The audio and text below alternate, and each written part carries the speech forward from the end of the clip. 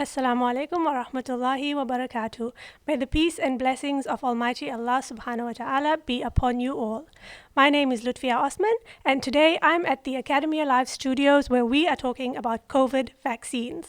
Joining me today is Dr. Muhammad Akbar, who is a senior medical officer at Brisbane Northside Emergency.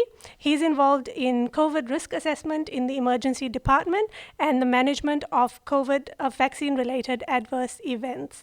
Welcome, Doctor, and thank you for being here today. Wa alaikum salam wa rahmatullah and jazakallah. Thank you for having me.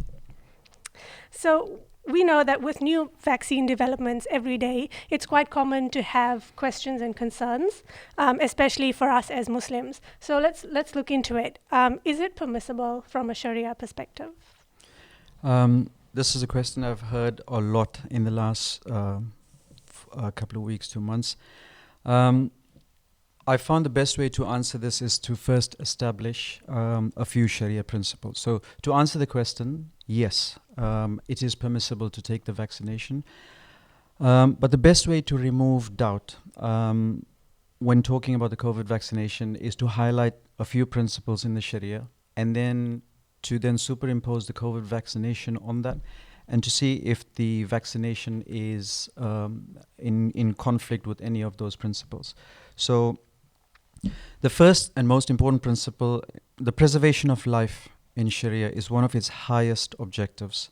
Allah subhanahu wa ta'ala has permitted for those who are compelled to even consume that which is forbidden if it is to save a life and there's no other option.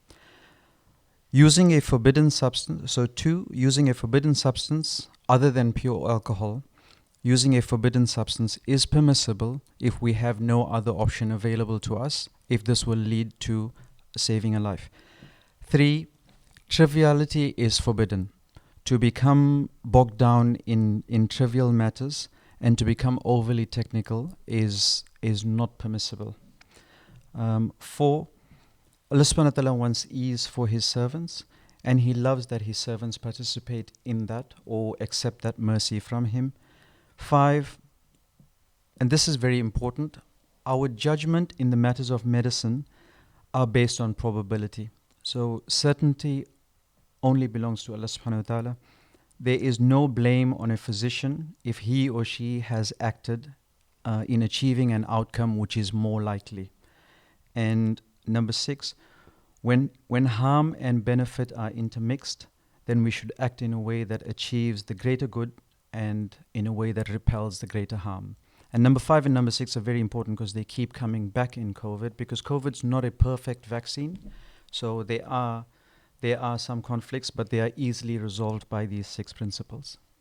I think those are some really good points. And one thing that would come up, I think, specifically, do the vaccines contain any animal products? No, they don't.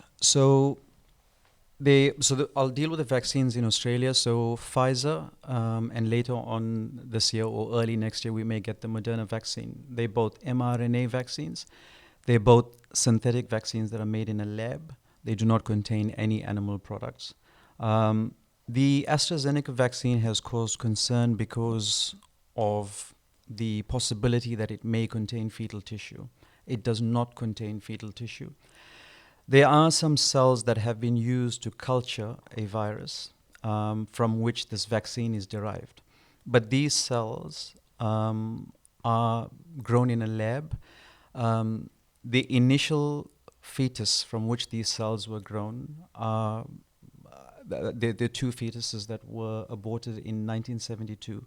And then these cells were grown in a lab, and it's been more than 40 to 50 years since then. And the scholars have looked at this and suggested that, look, this is now regarded as artificial, and that AstraZeneca, the vaccine, contains no part of the original fetus that was aborted. But I have to emphasize again that even if that was the case and we have no other option with COVID, and which we don't, then it's still permissible to take that vaccine.